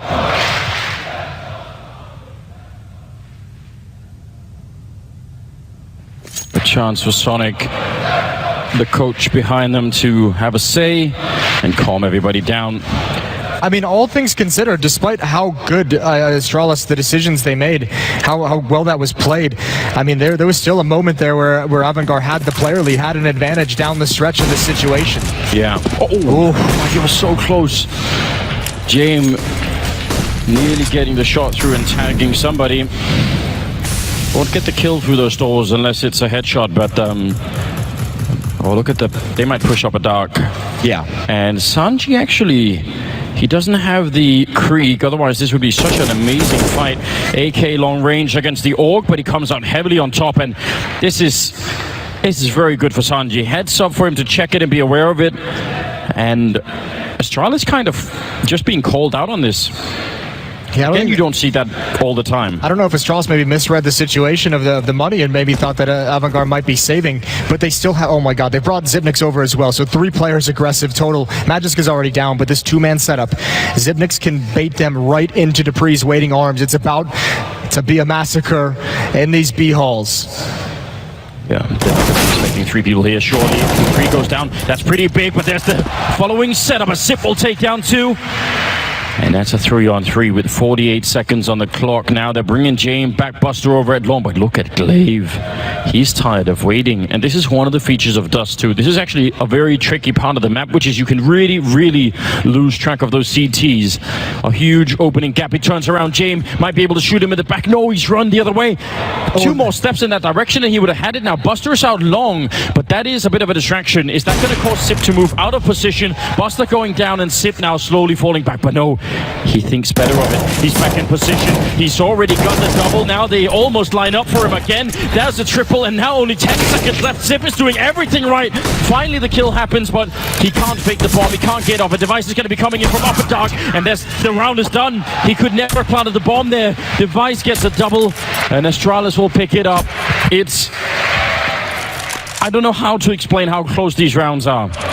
Yeah, so I mean that one obviously is super close. It's the tough part of being so split. That player at long really has nothing to do. I mean, he's got no utility. He's just trying to walk around a smoke alone against Device. That was the hard part, and I mean, Astralis, just the call, and that's, I mentioned it just a few rounds ago, those flanks that are going to come in. Glaive's so good at reading teams, so good at preparing for opponents, that he knows where he can find those openings. We've seen him in interviews say he's looking for certain nade stacks, certain nades to be thrown, and that's what he knows what's coming next, and how he knows to position himself. And obviously the tough part is if that's going to be the fake, I would love. There's not enough strength behind it. I would love a replay of how close it is for James to be shooting Glaive in the back over at long. He would have got it if he went that direction. He would have got it. He was moving in that direction from basically from T-spawn. It was. I think he was just a couple of steps off. Still, the money is low, and Avangar knows it. And they're trying desperately to win this economic tug of war. Round 6, 4 players coming through these B halls, and it's Magisk. Oh, the nade timing might be a disaster. He's got to sit back into the site. Device bails him out, keeping space, picking up the first few players, and this is beautiful. The defense has recovered, and there's no pressure being applied by Avangar. Astralis is just so dominant. If you get stopped right at the lip of that, hold on. Okay, that's exactly what they did. And they just got wrecked. She'd been waiting all along for that. I know, she was waiting for the B And that was advanced level memeing, wasn't it? she's I don't know. She's got a degree in memeology or something like that. It's impressive. If you get stopped at the lip of that B bomb site and there are people peeking in through the door, there's one on the bomb site, there's one in the window, you have no idea where to look. And that's what happened at Avangar. They were just all sort of waiting there, and every time it was a new position. Magisk on the bomb site, then Device through the door, then Zip through the door. It just gets worse and worse. That's, once again, heartbreaking. I think his Device with the first kill was the big one. To give Magisk the time to find safety. Yeah. Now Avangar slowing things down. They don't have a lot of utility. One Molotov, one valuable Molotov used just now. 2 flashbangs, 2 smokes, and 1 more Molotov for this entire round. So Avangar, perhaps to their strength, they're going to have to win some aim duels. The tough part is taking like an aim fight against someone like Dupree and Device with these ops. They're so effective. It almost feels like suicide, and Zipnik's now going to get into a new position. And this one, we've seen it so many times in this tournament. It can gather so much information based off noise. Flashbang perhaps to force Device off the angle. It doesn't work, so James is just going to lose. And now Zipnik's again pushing forward, finding the gap, and acquiring more intel for his team to use. I bet if you went and look at how close that grenade was to flashing Device, you'd be sad inside. Because it did bounce into the lane. It was off by not that much. Now Glaive, again, we talked about this, just losing track. You're in the middle of rotating. Now Zip taking down Buster, and Device up here at the ramp does finally get shut down, but only 15 seconds left. And it's a 2-1-4. A bomb plant, I mean, it's going to help you a little bit. Zip not willing to jump for it, instead just trying to play this one safe, and that'll shut it all down. 6-1. Oh, sorry, 7-1 it will be. No, they didn't even get the bomb plant down. No, the nade came in and stopped it. So, yeah. Wow, Astralis, 6-1, but it's just entirely crippling Avangar. But that's the thing. That op spot that Device is playing in, that's a very common defensive position these days. You need to have a flashbang. You need to have a protocol to force him off. And I think James is finally getting that lesson. I think it was Sean mentioned it on the desk. James in this event has been very good and very willing to just straight up take fights against Device with an AWP. You're not going to win a whole lot of fights just dry peeking into a Device who's holding an angle with an op. no. And he's learning that lesson the hard way. Device is such a strange character when it comes to the AWP as well, because we've never really thought of him as like a main AWPer on the same level as has been on some of the other top teams, but oh, what a flick from Dupree. That's so quick, taking down a Dren. But think about how Device in the past has out-AWPed people like Fallen even, who perhaps had a more permanent role as AWPing. So it's like he can do it in certain circumstances, and maybe that's some of what James is feeling right now. It's like The utility is just so brutal. It's just a constant stream of grenades. Zip is going to get into position. Magisk rotating over as well. Another nade coming in. More nade damage dished out. And now Zipnik's spraying him through the smoke. It's just unfair. You are watching Astralis create a frag movie in front of your very eyes. Oh, the truly jarring juxtaposition between those two teams. You see Astralis just sort of casually laughing and having a good time, and then on the other side, Avangar stone faces as they are just reliving the absolute beating that they took on Inferno. 16-60 ending scoreline there, and it was a very similar opening here. Now 7-1 on Dust 2. It's Avangar's map pick, and again, in a very similar fashion, they have had a bunch of close rounds. Ooh. That's so good, isn't it? It's a thing of beauty. So is that. Just a follow-up HE grenade.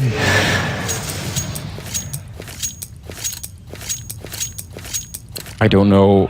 Again, where are the huge openings? Avangar this time in the map has, between all 5 players, they have 0 utility damage. They have not dished out a single point of damage from HE grenades, from Molotovs. Yeah, same Astralis said for Astralis. Yeah, they are just absolutely crushing him in that factor. Oh, that's so brutal. Glaive out towards long, and the A defense is very strong. Even Dupree leaning in that direction with his position in CT spawn. He's got the op, and he's going to keep creeping into a deeper angle towards double doors. And he wants the peek, and he's going to find it. Kicker is going to go down, just holding with an AK-47, and Dupree is so quick. And I don't think Avangar knows what to do. They're still spread across the map. I believe the desk for the first map even introduced this as sort of one thing where it's like, oh, Dupree hasn't been playing into the best tournament yet. So how much must it suck for Avangar? Now in the second map of the Grand Final, it's like, now, well, here we go. Dupree back in action with the AWP. This is once again outrageous. 4-on-5 here in the 9th round. They're going to try and see if they can sandwich the A-bomb side. That's kind of worked before for them. They need to win one of these fights, either at the site or at long, and then they can open it up.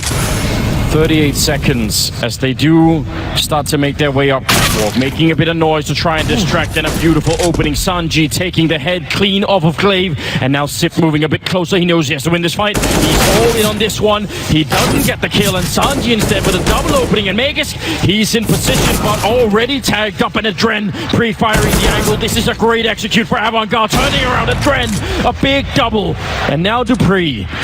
1 versus 2. Actually 1 versus 3, but he already got the kill. I don't know yet. Probably not worth it. I say go for it. You've seen everyone else on your team make a frag highlight. You might as well just go for the 1-on-2. Get yourself one. But he'll play it conservative. I mean, he would have had the money to go, but... I was going to say, he's got 9,000 in the bank. No one else in the team is desperate. But you can't fault him for that. It's going to be 7-2, so Avangar get their second round, and both times they've won. Both rounds they've won in this map have been with that 2-2 split. 2 out long, 2 out catwalk. Oh, he just finds him. Adren was waiting for him in middle. This is the other thing. I want him to go for it because I think it'd be cool. He wants to save his weapon and be smart about the situation in these grand finals, but he's also taking an extra gun away.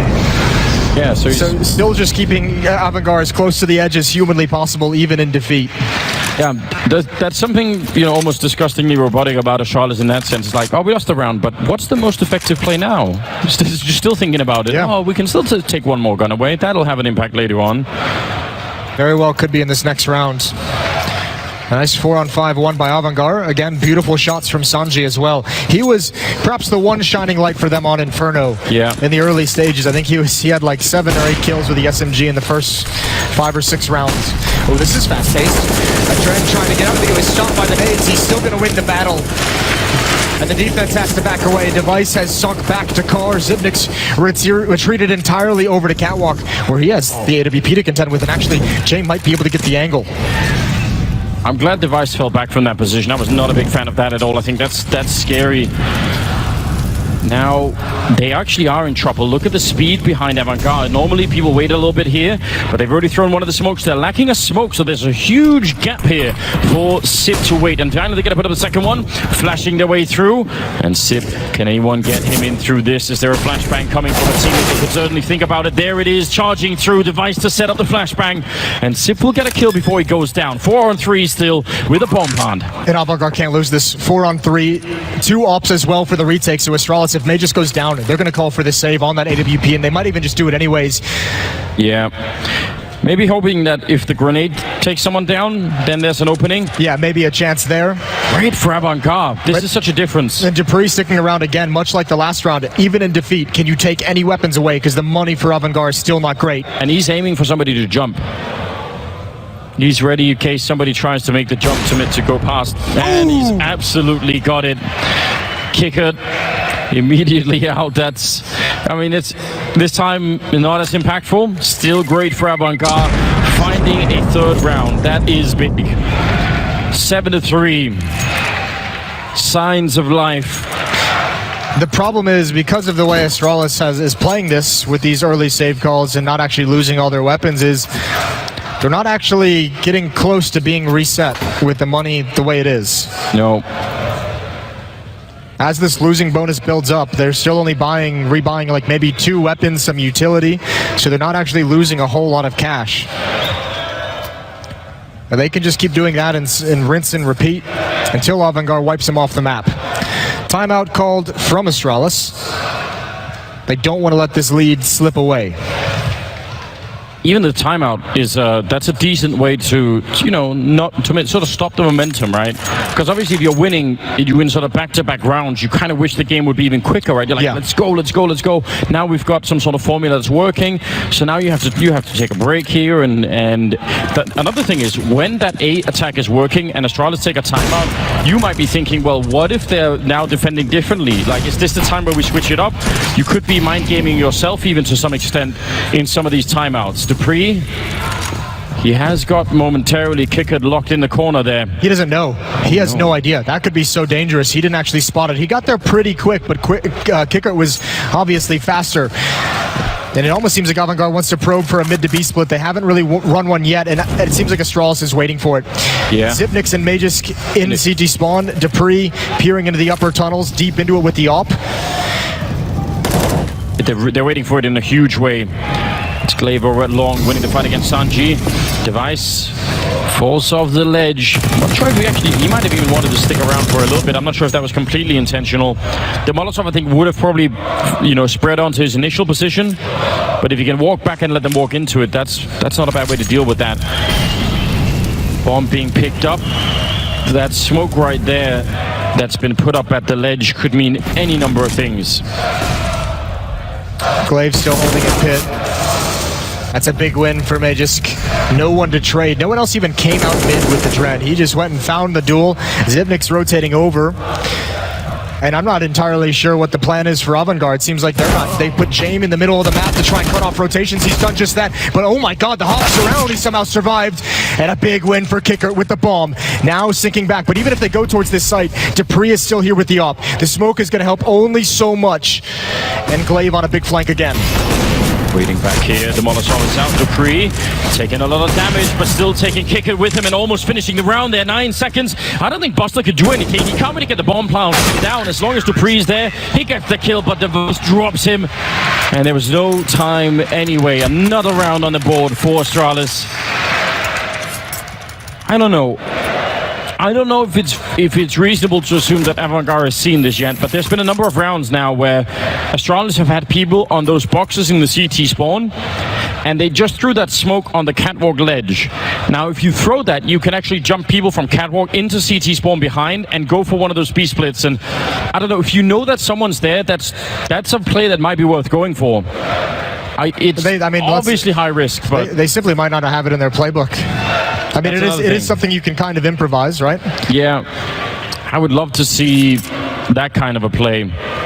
Also because they have, to some extent, they've been getting catwalk, right? Yeah. So if they can push them back catwalk, set up that smoke, have a couple of people waiting out in the middle.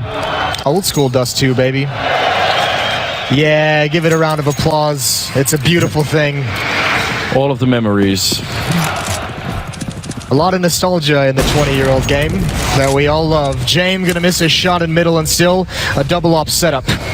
And that flashbang from Zip that we just saw, that might be setting up for a mid-peak later on in the half. He might just be throwing that now to get Avangar used to the idea, and now aggression in Upper Dark. Dupree leading the way with the AWP. This is a tough angle to deal with, though, but it's just a Mac 10. Dupree's gonna find the shoulder peak, and now it's the M4.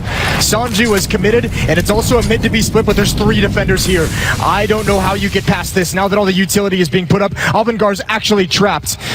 A rock in a hard place, I think, is the phrase, because they have nowhere to go. They have to back off and go back into the double doors just to get out of danger. Yeah, look at where Device is. He's actually maybe even over-rotated. He just had a position in T-spawn where he could see everything. Have they mind-gamed themselves? They might have. They might have with that flank from Device. That might be too much because now Catwalk is the point of danger and Glaive is the only one at the A-bomb site. Buster now is not an attacker. He's there to cut rotations. He is lurking and he's going to find a lot of damage on the Magisk. What a weird round we found ourselves in. Glaive, the damage spreads. There are some weird mistakes in this round for Astralis that we're not used to seeing at all. Glaive is the only one that can really ruin this round right now, I think. And James, nice shot to take him down. Device on the flank and somehow Sip getting a kill on Buster over on the other side. A headshot immediately. Now Dren on this box. Kicker almost burning alive to a Molotov there, and Sip not missing a beat. Gonna be taking down a Dren Kicker now in a 1 versus 3. Out on long. And again, he's gonna get shot in the side 1 more second from now. Dupree's gonna be walking in, and that's the round. Astralis picking up 9. I can't believe Astralis recovered that. Device, he really hustled through lower B to get to Catwalk for that flank. That might have been the big one. Obviously, the Molotov into the site to force Kickard into the open. Yeah. What a weird round with how that played out. And I was actually very impressed that Avangar actually found a way out of that trap because they were screwed if they stayed in middle. Man. That I don't think I've ever seen a round play out like that, where you have such a strong rotation towards B that you actually end up locking the CT side into the B bomb side, and then you end up going A. Battle for long again, more counter flashes coming out, and Magisk gets caught inside while the rest of the team is retreating. Dren nearly could have found that kill, but they have the lead now, Avangar, and this is where you need again to build. Find a way to turn this man advantage into a victory. Glaive, that tick of the flames might let a Dren down his stomach, and I think it did. He was ready, zipped down low, but he has the trade that he needed. Dupree's been pulled out of the B bomb site to rotate over to the other side of the map, but he might want to get his position in the site back. With an op, they're going to be heading right at him, and he will have no support. Again, Dupree's going to have to deliver, and in this position in the window, it is so difficult to re-peek. One smoke in, thinking that'll stop them. It's not going to. And I think we're going to get another save out of Astralis. I think once you realize they've taken the B bomb site here, you just call it all off. Yeah, the money isn't really that great either, so does not feel like it's worth it. Grenade will do a tiny bit, but you are exactly right. They'll back it on out, and Avangar will pick up a 4th round. I think that play might actually work if you're Astralis, if that smoke comes out before they're that progressed into the B halls. If you get that in maybe like 2 seconds when they're not already at the point the smoke plumes, yes, then maybe they're they kind of second guess themselves. Yeah, because if you do that, you actually feel like, oh, they've read that we're coming, so they put it up. If you're standing on top of it, you're like, well, it's more like it just simulates the fact that you have a defense there, right? He wanted to rotate towards mid, so maybe he could peek up mid, find a pick, or get information. It doesn't pan out in that fashion. But once again, Astralis sort of losing a round, saving 3 rifles. Oh dear, What's like? What's going on here? This guy's got the meme videos going on. Oh, It looks like is that a metaphor? I was going to say it looks like a Avangar's Inferno. It's not good, is it? 9-4, ladies and gentlemen. And round number 14. You have to like the way, I mean, there's been a lot more mistakes from Astralis in this map than I've seen throughout the playoff stage. But you still have to be very impressed with Avangar bouncing back after that disastrous first map. Device spots the jump, eats the flashbang, and backs away. Here comes the utility usage though. Oh, they're just gonna carpet bomb Catwalk. It's one good grenade. Sip waiting a little bit. They're jumping down through the smoke to run towards the bomb site. Dupree is there, and Sip shooting in the back, taking down Kickard. A 5-on-3.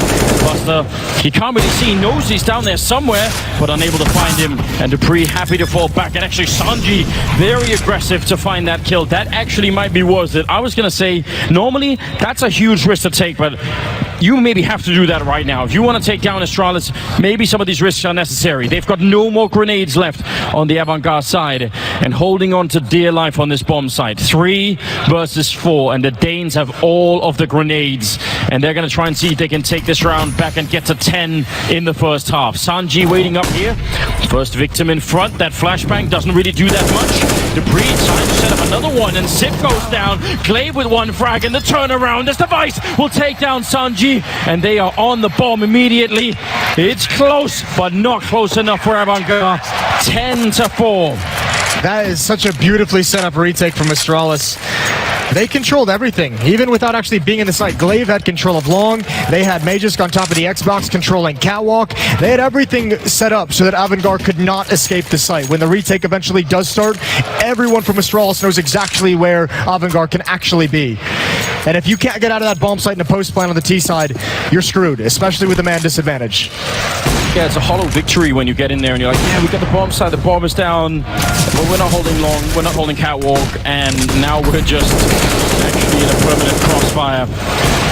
Kickert gets the kill, but Device is quick to return as Sanji wanted to make his way around the corner, so a 1-for-1 trade. And look at again from the rotation. Device knows there was one more on Catwalk. He knows there's a lot of presence at Long. He cannot hold on to the ace site, so rotates towards mid, and they might throw a few more bodies at retaking middle, because they're about to lose this A bomb site. There's 1 smoke on Buster, not enough for the cross, so it's going to have to be improvised. It might be a fighting cross, and Dupree's got an AWP. But Device just heard James running back. He's now sneaking in over at Long. No one's watching it. And James just came from them. I mean, now he's thinking about it. He's looking for it. Paranoid, but you know, someone is out to get him, so someone needs to get there right now. Device is going to have the angle with an AWP. This is a disaster. James going to go down here, and now once again Avangar is trapped. They have nowhere to go. They must kill Device. Double flash close to the smoke, right around the edge. He knows the AK is there. Oh, what a flick! Sees the tracers. Here's the action, and he's got another angle now into the bomb site, and Device is just raining down death. What a problem! Restricting where Avangar can play, and they're all going to fall. Device again with the deagle. 4 kills. He does go down, and Kickert needs headshots. They're just not there. Device is a god in this round, and a god in these finals. Well, it is his birthday, isn't it? And right now, he is truly playing a phenomenal game. The flank coming in over at Long. You think it's enough that he can just get the kill and restrict that position, but he pushes up and gets another 3 kills and make it a quad overall. 11-4 first half. We'll see what happens after the break in the second half, coming right up.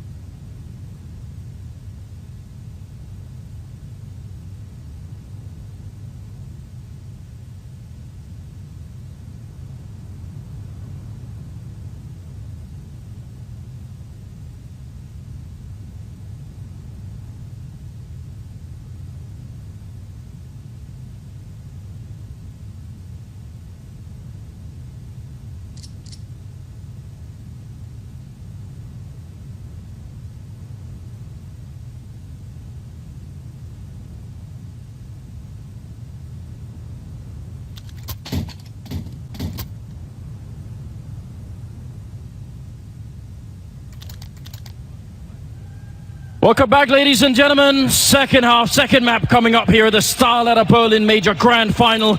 Astralis and Avangar in a very, very tough fight right now, most especially for Avangar, who have, again, they've pulled out all the stuff. They tried almost everything. They made a bunch of things work and a bunch of close rounds, and in the end of it, Astralis still come out with 11 rounds. Well, I mean, you have to give it a shout out to Astralis. That's the style of play they like to bring in. All those saves that we saw on the CT side, yeah, it's obviously cool to see him go for the retakes. Dupree even saving in a 1 versus 2, but they never got reset. There was never a chance for Avangar to build 3 rounds together by, taking out pistols. Astralis always had the weapons they needed. Buster is actually going to continue to challenge. He's the only player long. Just sees to. Oh my God! Get the hell out! Oh, That's a check, and that's another one. that hurt me. Yeah, you feel the pain, don't you? 5-3 now. There hasn't even been a fight happening yet. It's just people getting essentially evaporated across the map. Device holding close here with the P250. And Danish corner down there. Questioning why the Avangar corner is so quiet. Or, yeah, I think we all know the answer. James gonna try and recover, try and thin this out. Astralis hasn't even used any of the utility, and they have a 5-on-3. James, he's got to be careful. He could get caught in no man's land. I think Glaive was baiting him. To say, try and get a bit closer, maybe look for a kill, and yep, there it is again on catwalk as they rush closer. They wanted those Glocks right in his face, and now Sanji might face a huge problem here. He can't really back on now. Dupree jumping around the corner, and he will lose the fight. And James took down Magisk, who was going to be the backup. Over at long, it's Sanji dropping Dupree, and that was over in catwalk, but now it's still a 3-on-3. Device, he's got the health, he's got the P250 for it as well, and that bomb now making its way up. Glaive will put it down, so a full 3-on-3, and Sanji sneaking in. He's been a very good player so far for Avangar. He needs to save this round, and some great shots. Device absolutely out of it. How does he control that?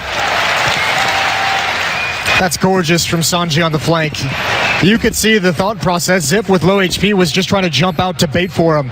Take the attention, take the first couple of shots, and Device with the P250 would be able to trade the kill, and it just doesn't work out. Sanji was already prepared and just had it pre-aimed. His aggression found him Device first, and Zipnik's just an easy cleanup afterwards.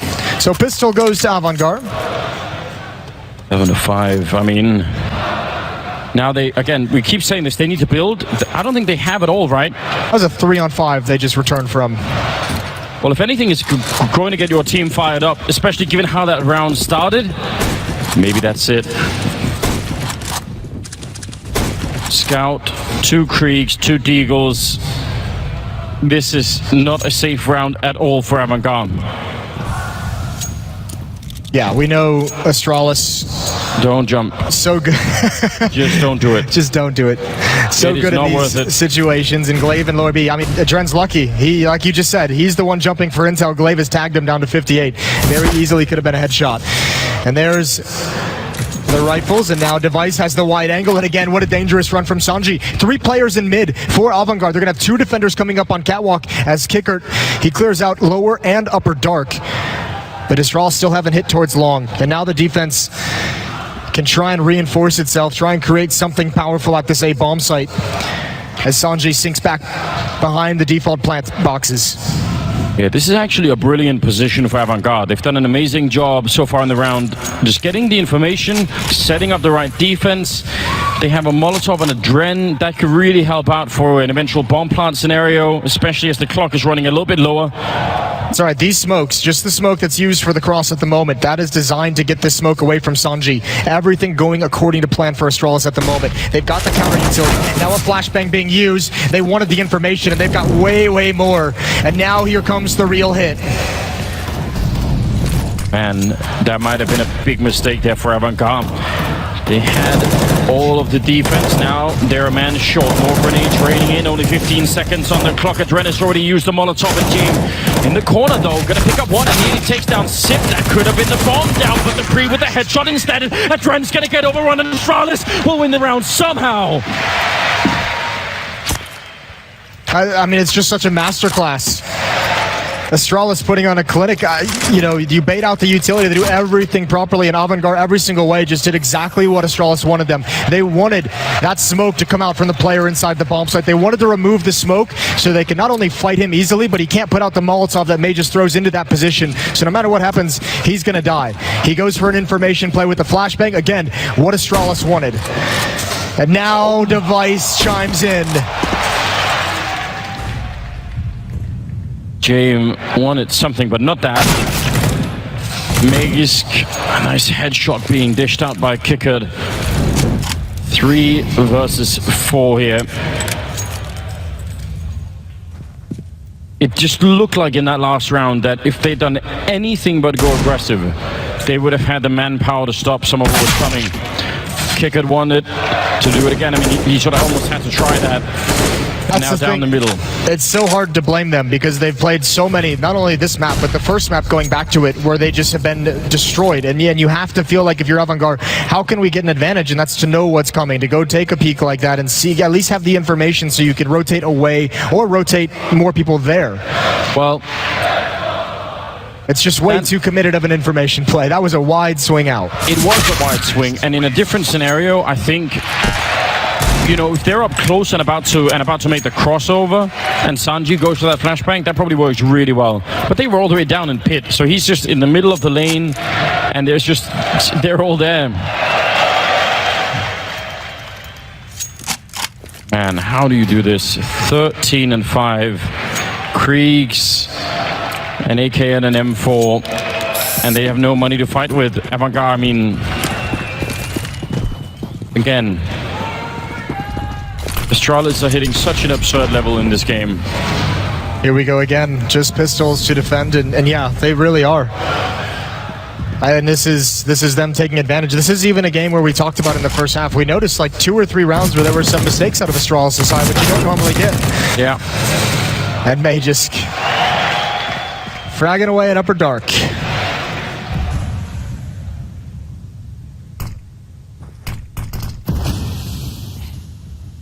For Avangar, the comeback must begin in the next round. I imagine if they have a timeout left, you call it.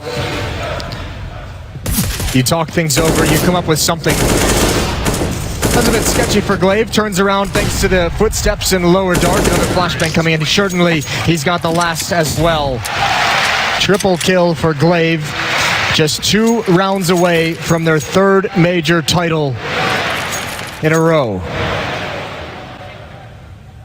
4th overall, right?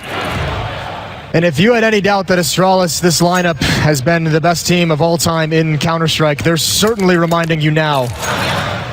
Yeah, there's been a lot of discussion back and forth over time, but with this kind of evidence, I don't know what we can really say. 22 and 7 for Device on his birthday in a grand finals, 2 rounds away from winning it. It's outrageous. Finally, some weapons here on the Avangar side.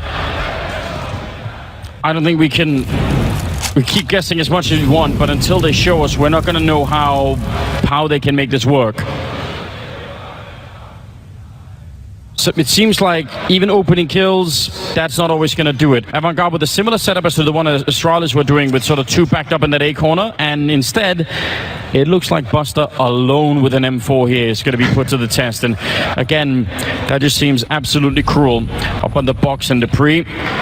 Probably going to be checking this corner right away. He's thinking about it, and there's the immediate peek in the shutdown, and you might as well save. That's a tip over at long, waiting for Adren. Going to win that fight too. I mean, Astralis, they only hit that bomb site with 3 players. They were just so convinced they were going to find that, and what a dirty way to peek it. The guy close up, who's not even clearing the boost, peeks first. He's the first person to get shot at. And then the real peek comes in to clear those top boxes, and that defender, Buster, he's got nothing to do. There's no way he can win that fight. And Astralis, again, so much money, no more saving. Now it's time to take everything away from Avangar. Leave them destitute for the final round. Don't even let them fight to stay alive. Yeah, they're coming for them. There is no mercy on this Astralis team right now. They know what these rifles mean to Avangar. It's all they have to fight with. And one of them is gone. It doesn't matter how much they lose here. Astralis just take the last bit away. Sanji hits a headshot. It's starting to look a bit better, and Device unable to find anybody else through that smoke. So finally, there will be a little bit of respite here. 15-5, ladies and gentlemen. It is tournament point for Astralis. Avangar need 10 in a row to try and get into overtime, and I don't know if there's anyone, not even the 2% that are left, that could actually believe in that.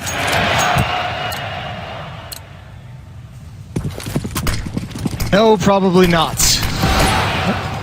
It's got to start right now with Jame. Kickert's going to be close up to the door. They put Jame in the B bomb site with the AWP so they can stack more defense over at A. But Astralis again simplifying these tactics. Pop flash comes in, dodges it. Here's the turn. Oh, what a win from Glaive. Sanji's here to try and pick up the pieces, but even he's backing away from the fight into CT spawn. Jame is all alone, and he doesn't know where to look, doesn't know what to pay attention to. This shot, and he's gone. And Astralis delivering the final uppercut to knock out Avangar. You can't miss anything if you want to even have a chance here. Sanji rushing up through upper dunk. Dupree is ready to take him down. And now there's no more retake from that side. It's Buster and Adren. 2 versus 4. An impossible retake by any standards. Device will take down Buster, leaving Adren in a 1 versus 4. And ladies and gentlemen, they've done it for the 4th time. Astralis win the major in Berlin. The 4th time overall, 3 total in a row. They have just re-established dominance. Forget the hiccup that was Team Liquid. Astralis seems back and in a big way. This playoff run is historic, and there are some of the fans that have followed them around the world. What a statement from Astralis.